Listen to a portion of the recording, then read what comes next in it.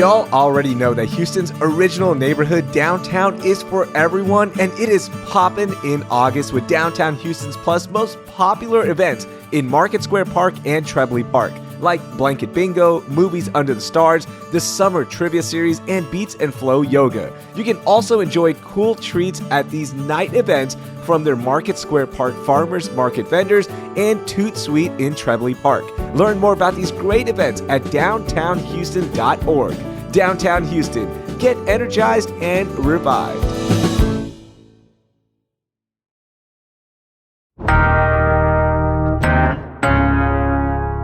Today on CityCast Houston, are state officials illegally targeting voters in Houston and Texas with their recent raids on Latino Democrats? Plus, another day, another book ban, but some say this one is the most restrictive in the state. And everything is bigger in Texas, including this new statue. Communications expert and political analyst Rafael Lemaitre and attorney and education advocate Monica Flores Richart join me as we recap the week that was in H-Town. It's Friday, August 30th. I'm Raheel Ramzanali, and here's what Houston's talking about.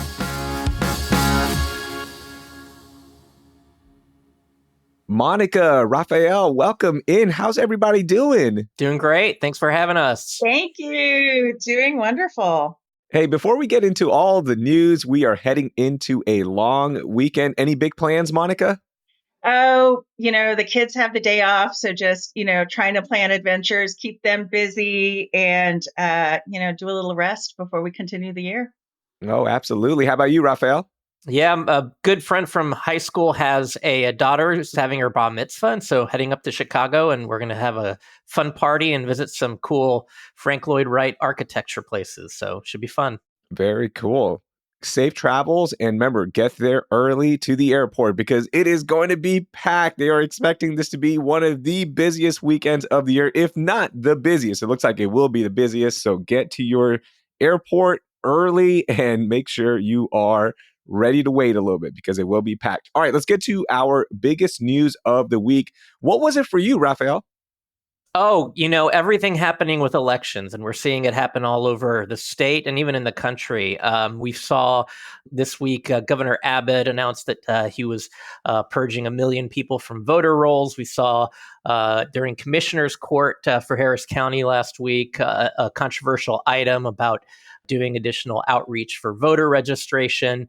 And it just, builds upon some other things that are happening too with, these Ken Paxton raids against LULAC and folks who've been doing voter registration. So for me, that's the biggest, highest impact news story of the last week in Houston. Yeah, let's break this down because there's a lot of stories you just brought up. And Monica, I know this is important to you as well. So let's start with LULAC. What does LULAC do? What is it for listeners who don't know? LULAC is an organization. It was started in the late 20s in Corpus Christi, has a massive footprint with chapters all over the United States. Their focus from the beginning has been voter registration and voter education. So that has been basically what they've been doing. I believe this year is the first year they actually have an affiliated PAC. And it's the first year they've actually endorsed in the presidential race. And I believe very strongly that that had some influence on what happened with regard to the raids. But I want to talk a little bit about LULAC in San Antonio in particular. I was born, spent the first 17 years of my life in San Antonio. These raids on the LULAC members would have been offensive regardless of where it happened. But the fact that it happened in San Antonio, I think, is incredibly significant. Growing up, I'm a Gen Xer. I know I look in my 20s, but I am a Gen Xer. But growing up, whenever my family saw injustices, there were two people you contacted. Henry B., which was Henry B. Gonzalez, the famous congressman from San Antonio, and LULAC. LULAC is an institution in San Antonio. It has deep roots there. So just the fact that it happened in this area to me is what makes it so significant. San Antonio is a home of Willie Velazquez. Su voto es su voz. That's San Antonio. That's Southwest Voter Education Project. And what I feel like is an attempt to intimidate the Latino vote is really massive, especially coming from San Antonio. And LULAC is the League of United Latin American Citizens. And as you mentioned, it is the largest and oldest Hispanic and Latin American civil rights organization in the United States. So, Monica, could you quickly recap what exactly happened with the raid? On about August 20th, about a dozen search warrants were executed around the San Antonio area for people involved with LULAC, and the allegations were with regard to voting issues. So, Rafael, all the stories that you brought up and what's happening with LULAC right now, how is this going to impact voters in Houston? That's a good question, and I think it's worth talking about why Houston is being targeted in the first place. If you look at the data, obviously Harris County is the biggest county in Texas, and as goes Harris County, depending on the margin, so goes Texas, and so goes the country in terms of electoral votes. And so I think that what we're going to see is this continued narrative by Republicans where they take kernels of things that may be true and then kind of conspiracize them so that they can kind of score political points. This notion of clearing or cleaning voter rolls, this is something that's been going on for a long time. It's routine. Election administration offices do this all the time. People die, people move. It's a normal thing. But what's not normal is calling it a victory or insinuating that, there's millions or tens of thousands of illegal, fraudulent voters in Harris County, or these schemes and plots to try to register people who aren't eligible to vote. So I think, at the end of the day, this is really about Republicans trying to score political points with their base. But it's also a very real effort to try to suppress the vote in now a solidly blue Harris County that is growing. And I think when I talk to friends about, outside of Texas, and they look at Texas as, this solidly red state, I tell them it's not a red state, it's a suppressed voter state. It's a state where if we had more people registered, particularly in the urban areas like Harris County, you'll see the state turn. It won't, I don't think, turn this year in this election, but it's only a matter of time. So this is where I was confused because, look, y'all have been working in politics. You were very involved, obviously, Rafael, working with Judge Hidalgo for a long time as well. Help me with this. This happens all the time, right? Like cleaning up the roll and making sure that people who have moved or passed away, you clear them from the roll. That happens, right? Is this going to cause issues this year in the general election if somebody goes to vote and all of a sudden they won't be able to vote? Like, is it truly suppressing a vote, or is it just doing a routine thing? That's where I'm confused because I'm not sure.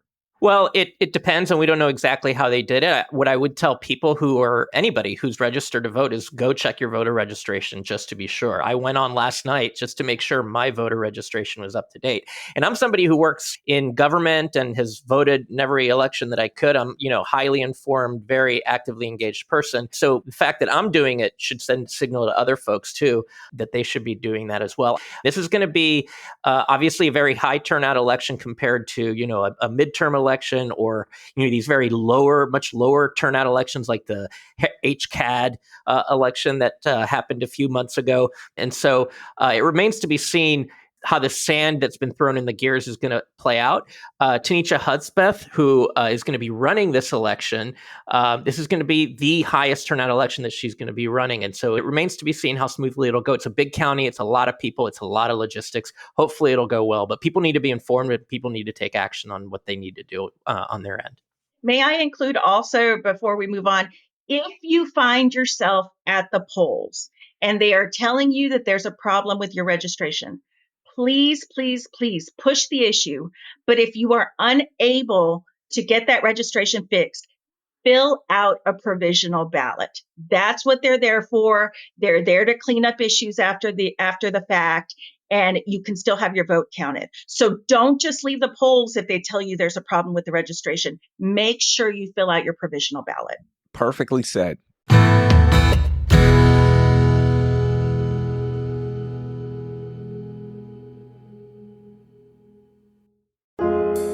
The Holocaust Museum Houston's new exhibition, Facing Survival, by David Casson, is now on view through January 5th. David's work has hauntingly captured the poignant stories and portraits of more than 24 Holocaust survivors, including Houston's own Elsa Ross and Ruth Steinfeld.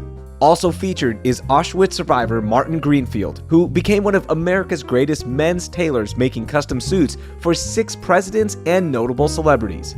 Holocaust Museum Houston is always free for kids 18 and under and college students. It's also free for everyone Thursdays 2 to 5 p.m. Plus, they are open Labor Day and free for active duty military and their family.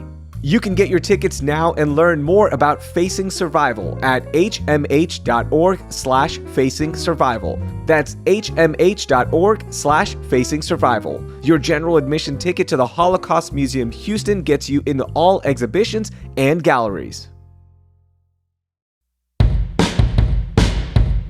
Y'all already know that Houston's original neighborhood, downtown, is for everyone, and it's poppin' in August with Downtown Houston Plus's most popular events in Market Square Park and Trebley Park, like Blanket Bingo, Movies Under the Stars. You also have the Summer Trivia Series that will tease your brain, and how about Beats and Flow Yoga, which will bring you bliss. Come out to enjoy these nighttime events in their parks and enjoy cool treats from their Market Square Park farmers market vendors and Toot Suite in Trebley Park.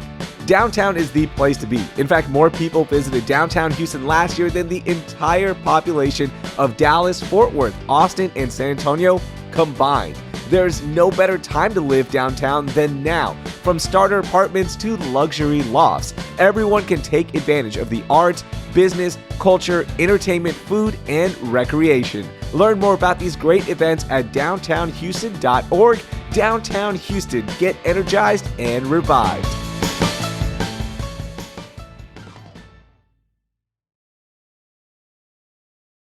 All right, I'm going to get to my biggest story of the week, and it seems like almost every local school district is dealing with these two words, book ban. And this week, it was my district, Fort Bend ISD, that had the latest book ban policy issue. The board just approved a library book policy this week that critics have called, quote unquote, the most restrictive in the state of Texas. That is something right there, and we're going to break that down. The new policy gives the superintendent the sole authority to remove content from shelves. That means that the committee that used to review library materials and that was mandatory is completely optional now. And here's the ironic part of this policy. The current superintendent, Dr. Mark Smith, he doesn't even want this power and has said that he'll delegate the responsibility in almost every circumstance and that he trusts the library staff to do this. What are y'all's initial thoughts on this? Sole authority never sounds good, especially with regard to a public organization like a government organization like a school district. I think it's just politics to play on the TV in an election year. We need to really focus on everything we do with regard to education, on what's best for the students. And this is just such a huge waste of time and resources for the school district. Yeah, I've always found this concept of book bans in school libraries pretty funny to me because, you know, if I was in high school, if I was a teenager and there was a librarian or a school official or a superintendent saying, please don't read these books, they have too much sex and violence and naughty things in them, you know, I would say, like, please give me the list of the books that I'm not allowed to read so that I can't read them. You know, back in high school, you know, I would actually have to go to the library to get those books, but now we've got all sorts of digital books and, you know, other ways to get information. So I think in a way it'll backfire. And I think parents are starting to see through all this stuff. Yeah, you're basically putting together the list of books that you need to find. I love that. And yeah, by the way, it's available on the internet. So one librarian in Fort Bend said she hasn't had a single parent bring up a book they wanted banned in her 14 years. So how did this policy get proposed and passed? Well, let's meet trustee David Hamilton. He is president of the board policy committee in Fort Bend and said he began this campaign against explicit content in libraries when he was made aware of books that he felt were objectively unsuitable for school-age children. He's challenged many books himself, calling some material, quote unquote, used toilet paper for students. And since this started being discussed earlier this year, there have been 46 complaints, and most of them came from Hamilton, of course. And look, I get it as a parent. If there's somebody on the board that really has the children's best interests at heart and they're taking it on as a personal challenge to clean things up, good. You know what? Go for it. And that's fine. But then when you go to David Hamilton's Twitter account and you find out that he's a self-proclaimed conservative and his account is just filled with him calling out the local media for their coverage of this new policy. And he even tweeted, here's the exact tweet, okay, quote, People who want taxpayer-funded, sexually explicit content in such libraries are already calling ours the most restrictive in the nation. I take that as a badge of honor coming from the groomer gang, end quote. So, like, it's so hard as a parent who's actually impacted by this when you go look at this and you go, come on, man. There are so many bigger things to worry about in Fort Bend, like overcrowding in all the schools not being built right now because of the bond issue that happened where they miscalculated the bond. And we're just waiting for these schools in overcrowded areas right now. Can we deal with that instead of the book ban? It's so frustrating. No, I absolutely agree. And one of the most important things you do as a trustee is establish priorities. This is such a backward priority, right? It's political smoke and mirrors just in an election year and really almost offensive to the community. Yeah, it's entertaining to see, the types of folks who are finally showing up to school board meetings, because these are usually very sleepy, very boring affairs where they go over budgets and things like that, and they've turned into these culture war mega arenas where you have folks that like you just mentioned versus regular parents, and it's really disappointing because I think you're right. I mean, look, we're living in an environment now where kids are having to get used to, instead of fire drills, active shooter drills in their schools. And, I think that's the priority I think that we should be focused on is, how to keep our children safe and healthy in our schools and not try to restrict how they learn and what they read. In elementary schools, Rafael, because I have a daughter who's in elementary school, they've rebranded those drills as lockdown drills. So we don't call them active shooter drills anymore. They're rebranded. So yeah, there is that. And you know what I never want to know, by the way? I don't want to know my trustees' names. I'm just going to say, like, you know what? You just do your job. I don't want to know your name, David Hamilton, but he wants the world to know his. So there is that. All right, let's get to our most overlooked stories. Monica, why don't you kick this one off? What really stuck out to me this week was there's a story that came out of Galveston. There was a 13-year-old who left a note on a lifeguard's window, just talking about the struggles that individual was having, a lot of mental health issues, feeling lonely, feeling isolated. And some members of the community heard that and really kind of band together to try to send a message. We don't know who that child was, but to try to do their best to send a message to this child, to tell this child that they're not alone, that, mental health struggles happen to everybody, that the community cares about them, to seek mental health services. That was really moving to me. And I have a lot of concerns about this generation growing up. And I think it's a real reminder of how important these mental health issues are, how important it is to check in on our kids and the kids in the community, when we can, offer support when we can, because they are really going through it. That's the first thing that jumped out to me when I saw the story was the fact that this 13-year-old couldn't go talk to somebody, right? Like the 13-year-old had to write this letter and leave it anonymously. And I know the community rallied around it, and they even had that reply to only 13 group where hopefully this 13-year-old sees all the great stuff, and messages and positive notes coming from the community. But my heart just broke that this 13-year-old didn't have somebody to speak to, right? Or didn't trust somebody to talk about their feelings. And yeah, that was tough. And I think part of it, that is the isolation that we felt during COVID.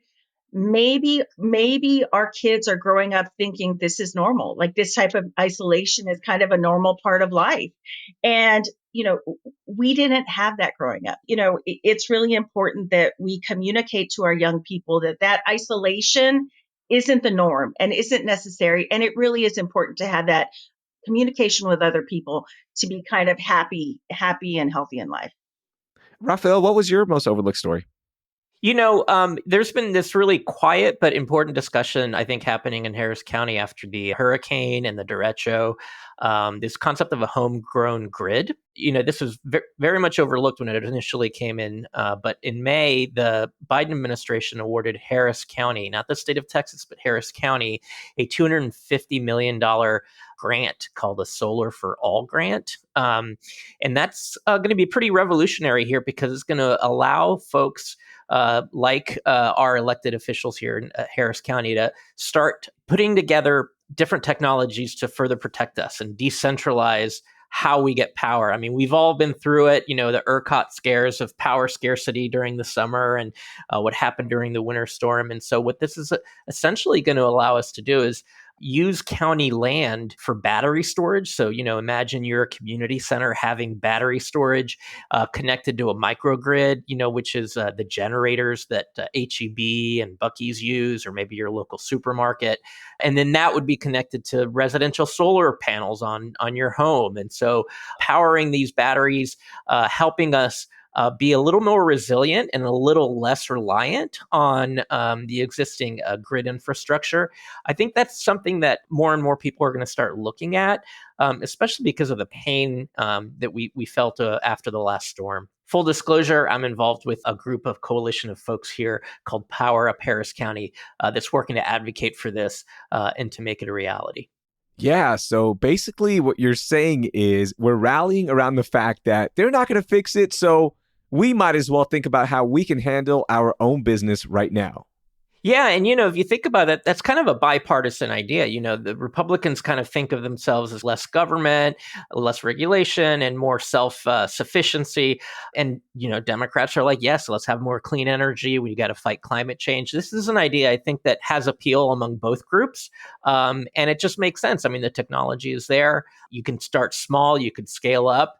So it'll be really exciting to see if, the energy capital of the country that, by the way, constantly sees extended power outages can lead the way again with this type of arrangement with how we power our homes, because nobody wants to sit in their house in Houston in August without AC. No, we do not.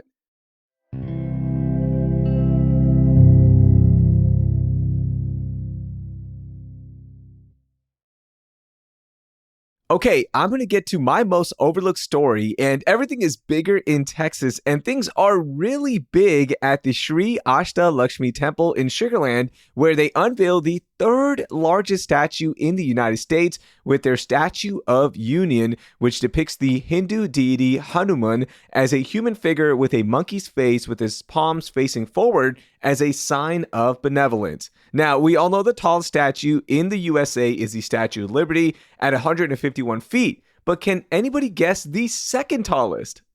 I'm going to guess the Buc-ee's beaver at the Buc-ee's in Katy. No, that one just fell a little short. Monica, any guesses? I have absolutely no idea. That's not something I keep up with.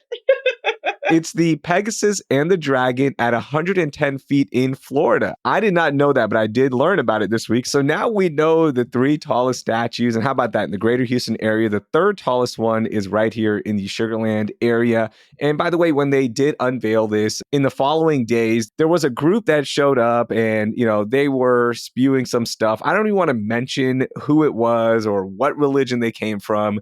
But I will say this. It was a group and a congregation that was 3 months old. Okay, so come on, what are we doing here?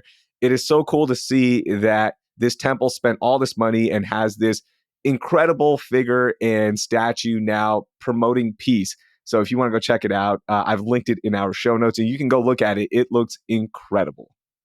All right, let's get to our moment of joy and end the week on a high note. Rafael, kick it off. Well, I live a pretty joyless existence because I work in politics in Houston. But I think for me, actually, it's the small things. There was a survey that came out from a firm here that found that the HISD bond is poised to fail, actually, that most people oppose a tax increase. Well, it's going to be listed as a tax increase on the ballot language to help fund the HISD bond proposal. I think this is obviously a symptom of a lack of trust in the leadership that the state has put in place here in Houston. They've replaced our elected board members. They've replaced the superintendent. I don't have the numbers exactly, but basically it said that the majority of HISD parents and likely voters want to shove Mike Miles into a locker. So will there be a tax increase for sure? Well, there's no such thing as a free lunch or a school free lunch, but money's got to come from someplace. And I don't know exactly how the specifics work, but the funny thing about this bond initiative is that the proponents of the bond say there will not be a tax increase, but because Republicans have put in language basically requiring people who put these initiatives on as a way to kind of stop them from happening. It will actually say that there will be a tax increase. So it's very confusing to the average voter. And the poll that went out into the field on this included the actual ballot language. So pretty confident that it's a pretty accurate measure of public opinion right now. Any thoughts, Monica? I am totally with Rafael. I, have a lot of issues with this bond. It's a massive bond with an administration that doesn't necessarily have a great relationship with the community and a history of kind of being acceptive of any oversight from the community. And I think the key is going to be the turnout numbers with regard to that. That is certainly a joyful moment to see the results of that poll and to see that these issues are certainly percolating through the community. By the way, when Mike Miles was on the show, he did mention that people will vote what's best for kids. And he said also that, look, if it doesn't pass, here's the exact quote, the leadership is always accountable or at least responsible in some ways for anything that major that happens or fails to happen in a district. At the same time, he said, I'm confident that the community is looking at this, not looking at me or the board so much, but looking at what the kids need. Well, he wants it both ways. Unfortunately, you can't, take over a school district and remove democratically elected representatives that people vote for and then go back to that same community and say, hey, can you give me some money? It's like somebody, taking your car, stealing your car, and then making you pay to repair it, essentially. Monica, what was your moment of joy? This week, my sister and I opened our passion project. We opened a very small online business, Latino Vote Store, where we are selling vote-related merchandise aimed towards the Latino community. In our family, we have a really strong tradition of voting.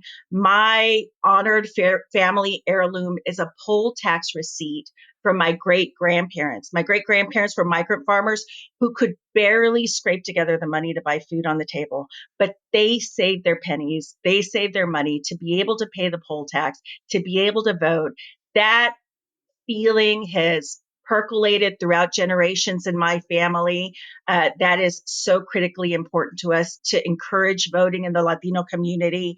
And we're just really excited to have the opportunity to kind of normalize voting among our community. I think we all know that our Latino vote numbers aren't where they should be, but my history is the history of so many Latino families. And I think it's really important that we acknowledge it and see truly the power we have when we exercise our right to vote. So you can check us out on Facebook, Latino Vote Store, or if you go to the website, latinovotesmatter.com, that takes you to us. That is awesome. Best of luck, and such a passion project that I'm glad is coming to fruition. Thank you. All right, I'm going to get to my moment of joy, and it's about this weekend. The college football season officially begins for me tomorrow, although it started last week with week 0, but we truly start tomorrow because my number 4 ranked Texas Longhorns take on Colorado State in Austin as they look to return to the college football playoffs in a revamped year where 12 teams will make the playoff. And we know football is king in Texas, so all of my fellow Longhorns are excited. My rivals down in College Station with the Aggies, our Cougars and Owls here in the city, and countless other fans are so pumped for this season to get underway. So to all of our families, sorry, everything on Saturday now will revolve around college football. So have some fun watching some college football. And one last note, this is really cool. He's not playing this weekend, but we want to send some love to Carlon Jones, producer Carleon Jones's brother, who is a freshman defensive lineman at the University of Southern California, aka the USC Trojans. He is injured right now, but he should be back in a few weeks. Hopefully, when they take on Michigan, that'd be an awesome debut for the young man. So good luck to everyone and enjoy watching some college football. Monica, Rafael, thank you so much for joining us. That was so much fun. Learned a lot today, and have a great long weekend. Thanks for having me. Thank you. You too.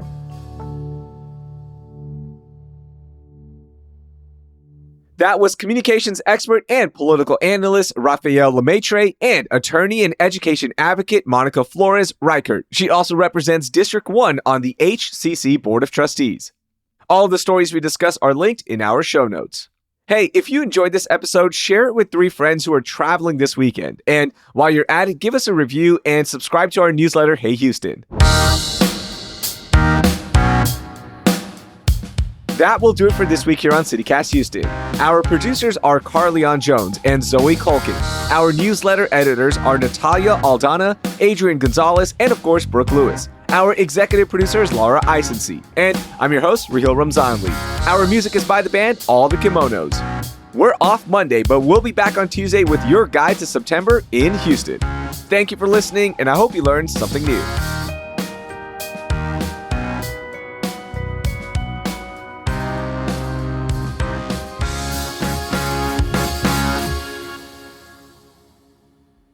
Feel free to edit out my dad jokes too.